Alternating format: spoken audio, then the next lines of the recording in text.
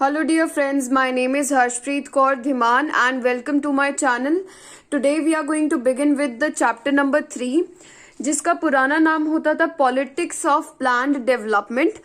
अब चैप्टर का नाम चेंज कर दिया गया है, परंतु चैप्टर में कोई भी चेंज नहीं आया है। चैप्टर का नया नाम है प्लानिंग एंड डेवलपमेंट। ये 2021-22 वाले जो बच्चे हैं उनके सिलेबस में नया चैप्टर ऐड हुआ है, पहले ये नहीं था। ठीक है, अब देखिए ये जो चैप्टर है इसके अंदर हम समझेंगे कि डेवलपमेंट इंडिया की कैसे हुई। हमने पढ़ा था कि हमारे इंडिया के 3 चैलेंजेस हुआ करते थे। नंबर 1 था कि हमने नेशन बिल्ड करनी थी, नंबर 2 था कि डेमोक्रेसी लेकर आनी थी, और नंबर 3 था कि हमें डेवलपमेंट करनी है, पॉवर्टी को हटा देना है। तो अब देखिए डेवलपमेंट का एक्चुअल में मतलब समझते हैं। एग्जाम्पल से शुरू करते हैं। उड़ीसा जो स्टेट है हमारी इंडिया की, वो जो है सबसे ज्यादा आयरन प्रोड्यूस करती है। यहाँ पर सबसे ज्यादा रिजर्व्स हैं आयरन ओर के। ठीक है, तो अब क्या हुआ कि बाहर से जो कंपनीज हैं वो इंडिया में इन्वेस्टमेंट करना चाहती थी कि हम यहाँ का आयरन यूज करके हम यहाँ की रिसोर्सेस को यूज करना चाहते हैं। तो इससे क्या हुआ कि स्टेट गवर्नमेंट ने लोकल प्रोड्यूसर्स और फॉरेन प्रोड्यूसर्स के साथ एक मेमोरेंडम ऑफ अंडरस्टैंडिंग साइन किया। मेमोरेंडम शब्द का मतलब होता है कोई रिटन स्टेटमेंट। ठीक है, तो इन्होंने एक डॉक्यूमेंट बनवा लिया और वहां पर साइन करवा लिए कि हम इनके साथ डील कर रहे हैं कि यहाँ पर आकर ये आयरन को यूज कर सकते हैं। क्यों करती है स्टेट ऐसे? क्योंकि उन्हें चाहिए कि हमारी कंट्री के अंदर कैपिटल इन्वेस्टमेंट की जाए, बाहर के जो लोग हैं वो यहाँ पर इन्वेस्ट करें। ठीक है, और इसकी वजह से क्या होता है, कंट्री की खुद की भी एम्प्लॉयमेंट जो है वो बढ़ जाती है। ठीक है, अब देखिए प्रॉब्लम आती है यहाँ पर कि उड़ीसा की ऐसी डिस्ट्रिक्ट्स में ये जो है आयरन पाया जाता था वो बहुत ज्यादा अंडर डेवलप्ड डिस्ट्रिक्ट्स थी और ट्राइबल लोग वहां पर ज्यादातर रहते थे। तो ट्राइबल लोग क्या हैं, उनका जो घर है वो भी फॉरेस्ट है, उनका लाइवलीहुड मतलब उनकी जो जीविका है वो भी फॉरेस्ट है, वो इस चीज को छोड़ना नहीं चाहेंगे। तो इसकी वजह से डिस्प्लेसमेंट बहुत ज्यादा हो जानी थी, मतलब लोगों को एक जगह से दूसरी जगह भेज देते ये लोग, क्योंकि उड़ीसा के अंदर ये सब कुछ इन्होंने करना है। और पॉल्यूशन भी जो है वो माइनिंग में बहुत ज्यादा होता है, इसलिए लोगों का जो है वो प्रोटेस्ट करना जो है वो शुरू हो गया। जैसे कि पोस्को प्लांट जो कि एक कोरियन कंपनी थी, पोस्को कंपनी, वो यहाँ पर आई थी उड़ीसा के अंदर, और जो ट्राइबल लोग हैं उन्होंने इसके अगेंस्ट प्रोटेस्ट भी किया था। तो आप देख सकते हो डेवलपमेंट के हर एक के लिए अलग अलग मीनिंग है। जो हमारा अगला टॉपिक है उसका नाम है पॉलिटिकल कंटेस्टेशन। मतलब कि पॉलिटिकली लोगों के व्यूज कितने कितने डिफरेंट हो सकते हैं, उसमें कितनी ज्यादा कॉन्फ्लिक्ट होती है, आइडियोलॉजीज में कितना डिबेट होता है। ठीक है, तो इसका मतलब हुआ पॉलिटिकली कंटेस्टेशन हो रही है हमारे व्यूज की। अब देखिए कोई भी एक डेमोक्रेसी के अंदर जब डिसीजन लिया जाएगा तब क्या होगा, लोगों से पूछा जाएगा, और इस उड़ीसा वाले केस में माइनिंग्स के एक्सपर्ट्स से बातचीत की जाएगी, क्योंकि इन्वायरमेंटल पोल्यूशन हो रहा है तो इन्वायरमेंटलिस्ट से भी पूछा जाएगा, इकोनॉमिस्ट से बात करी जाएगी कि इकोनॉमी पर कितना बुरा असर पड़ सकता है अगर हमने बाहर के लोगों को इन्वेस्टमेंट यहाँ पर नहीं करने दिया। और देखिए हर एक पर्सन से तो हम नहीं पूछ सकते, क्योंकि हमारी डेमोक्रेसी जो है वो रिप्रेजेंटेटिव है, हमारे चुने हुए नेता आगे जाकर डिसीजन लेते हैं। तो फाइनल डिसीजन किसका होगा, पीपल्स रिप्रेजेंटेटिव्स का, जो हमारे एमएलएज हैं, एमपीज हैं, उनका। ठीक है, अब देखिए इंडिया के अंदर डेवलपमेंट का 2 मीनिंग होता है। एक है इकोनॉमिक ग्रोथ, मतलब कि हम इकोनॉमिकली बहुत ज्यादा ग्रो कर रहे हैं, हम इंडस्ट्रियलाइजेशन कर रहे हैं अपनी कंट्री का। साथ ही साथ डेवलपमेंट का मतलब होता है सोशियो इकोनॉमिक जस्टिस, मतलब न्याय भी बहुत ज्यादा जरूरी है हमारी कंट्री के अंदर। ऐसा नहीं होगा कि किसी एक ग्रुप ऑफ पीपल के साथ बहुत बुरा करके दूसरे ग्रुप ऑफ पीपल के साथ बहुत अच्छा कर दिया जाए। तो डेवलपमेंट का मीनिंग अलग है इंडिया के अंदर एज कंपेयर टू अलग जो दूसरी कंट्रीज हैं। ठीक है, अब देखिए जब भी कोई पॉलिटिकल जजमेंट पास करी जाती है, मतलब कि कोई डिसीजन ले लिया जाता है, उसके पीछे दो चीजें होनी बहुत ज्यादा इंपॉर्टेंट होती है। नंबर वन चीज है कंसेंसस।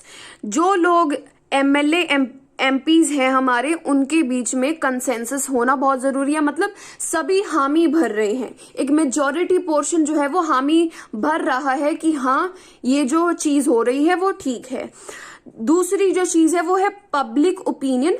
पब्लिक जो है वो भी अप्रूव करेगी। अगर कोई लॉ पसंद नहीं आता तो प्रोटेस्ट करेगी। ठीक है, तो डेवलपमेंट के लिए ये दोनों चीजें बहुत ज्यादा इंपॉर्टेंट होती है।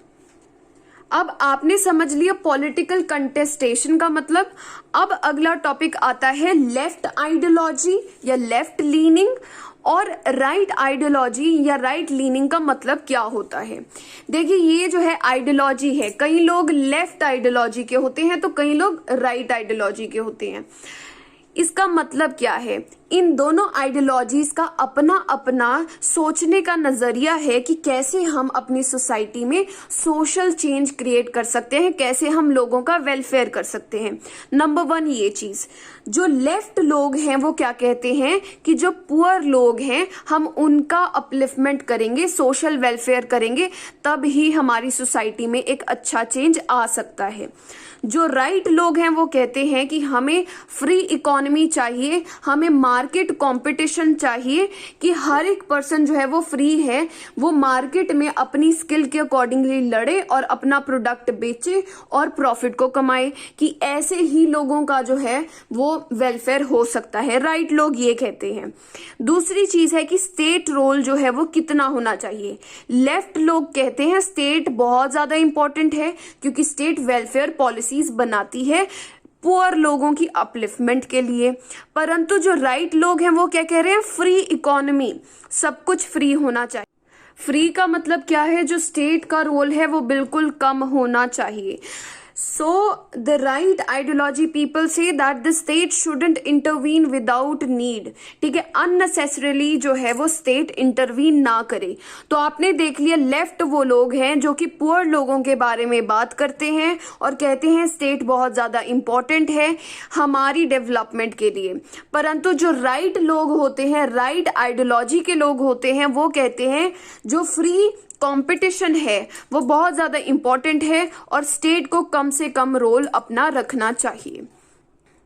होप कि आपको ये सब कुछ क्लियर हो गया हो। अब हमारा अगला टॉपिक है आइडियाज ऑफ डेवलपमेंट। मतलब डेवलपमेंट का आइडिया हर एक पर्सन के लिए अलग अलग होने वाला है।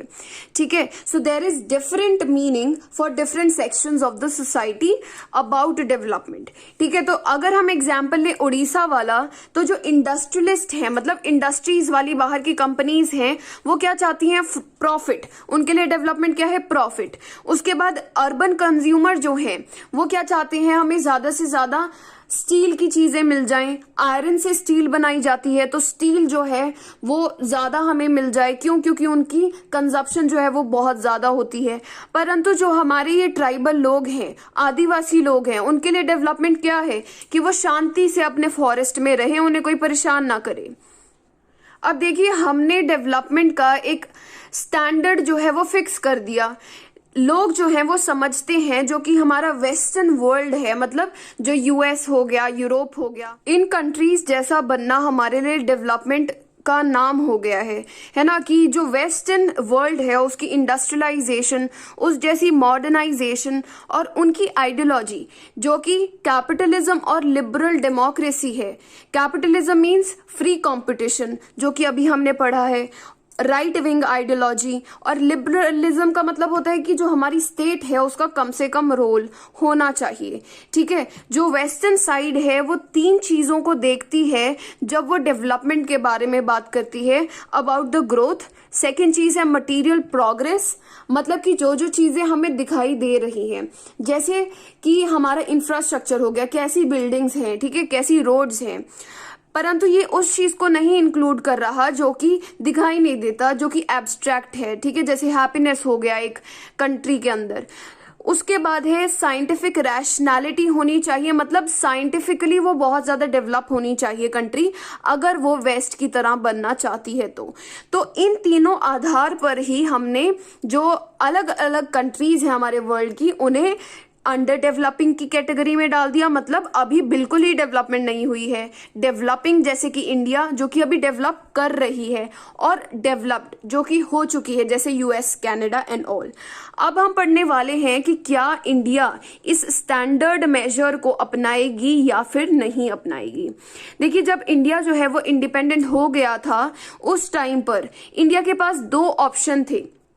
1947 के बाद इंडिया के पास दो ऑप्शन थे, या तो वो इस अमेरिकन मॉडल मतलब कि लिबरलिस्ट कैपिटलिस्ट मॉडल को अपना ले, मतलब फ्री कंपटीशन कर दे, स्टेट को बिल्कुल कम अधिकार दे कि वो इंटरवीन कर सके, इंटरफेयर कर सके, ठीक है, कि मतलब कि ज्यादा से ज्यादा इंडस्ट्रियलाइजेशन कर दे, या ये ऑप्शन था। या दूसरा था सोवियत यूनियन मॉडल। हमने कोल्ड वॉर एरा चैप्टर के अंदर पढ़ा है कि क्या था इनका, कि ये सोशलिस्ट और कम्युनिज्म के ऊपर बिलीव रखते थे। ये कहते थे जो हमारी स्टेट है उसका रोल अच्छा खासा होना चाहिए, हम इक्वालिटी लाना चाहते हैं, हम लोगों का वेलफेयर करना चाहते हैं, ठीक है, पुअर लोगों को ऊपर उठाना चाहते हैं, तो ये इनकी आइडियोलॉजी रही थी, ठीक है। तो सोवियत यूनियन का जो मॉडल है, मतलब यूएसएसआर, आपने चैप्टर 1 अगर पढ़ा है तो कोई प्रॉब्लम नहीं है, अगर आपने अभी नहीं पढ़ा है तो आप पढ़ सकते हैं chapter number 1 cold war era. तो वहां पर क्या बताया गया है कि ये सोवियत मॉडल जो है वो बहुत अच्छा था, परंतु उसके कुछ डिसएडवांटेजेस भी थे।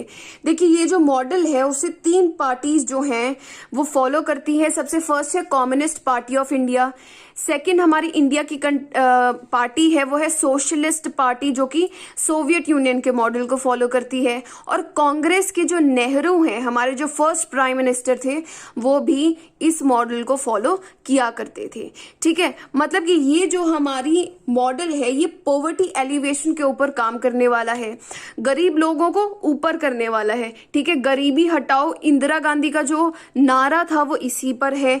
सोशियो इकोनॉमिक रीडिस्ट्रीब्यूशन करने वाला है, मतलब कि सोशली लोगों को ऊपर उठाएगा, उनके लिए प्रिविलेजेस लेकर आएगा, और इकोनॉमिकली भी रीडिस्ट्रीब्यूशन करेगा ये मॉडल। मतलब कि जैसे लैंड रीडिस्ट्रीब्यूशन हम आगे पढ़ने वाले हैं कि ये सब कुछ होने वाला था। तो इंडिया के जो लीडर्स हैं वो ज्यादातर इस मॉडल के ऊपर जो है वो विश्वास रखते थे। आप देख सकते हैं ये पार्टीज फॉलो करती थी। बहुत कम जो लोग थे, हमारे लीडर्स थे, वो अमेरिकन मॉडल को सपोर्ट करते थे। अब हमारा अगला टॉपिक है वो है प्लानिंग। प्लानिंग टॉपिक के अंडर देखिए हमारा जो एक कॉमन कंसेंसस था, मतलब सभी लीडर्स का एक आइडियोलॉजी तो थी। जब हमें रीबिल्ड करनी थी हमारी इकोनॉमी, दोबारा से सब कुछ खड़ा करना था, तो सभी लीडर्स ये जरूर मानते थे कि हमें प्राइवेट सेक्टर को सब कुछ नहीं दे देना। मतलब कि जो अमेरिकन मॉडल है वो क्या कहता है कि प्राइवेट सेक्टर सबसे ऊपर है, ठीक है, हमें फ्री कर देना है सब कुछ, स्टेट का रोल कुछ नहीं है। ऐसा हमने नहीं करना, मतलब हमने सोवियत यूनियन का मॉडल को मॉडिफाई करके अपनाना है, ठीक है, उसमें से काफी सारी चीजें अडॉप्ट करनी है। ऐसा क्यों हुआ? देखिए क्या हुआ था, रीजन क्यों है कि हम प्राइवेट सेक्टर को नहीं अडॉप्ट करना चाहते। क्योंकि हमारी कंट्री कब इंडिपेंडेंट हुई थी? 1947 के अंदर, और 1930s के अंदर एक ग्रेट डिप्रेशन, महामंदी हुई थी। मंदी आप समझते होंगे कि जब सब कुछ ही, सारा व्यापार जो है वो काफी लो चला जाए। तो ग्रेट डिप्रेशन हुआ था यूरोप के अंदर। तो यूरोप की जो स्टेट गवर्नमेंट्स हैं, ठीक है, जो गवर्नमेंट्स हैं, उन्हें ही काम करना पड़ा था इस डिप्रेशन को जो है ठीक करने के लिए। उसके बाद आपको पता होगा कि जो सेकेंड वर्ल्ड वॉर है वो 1945 के अंदर खत्म हुई थी।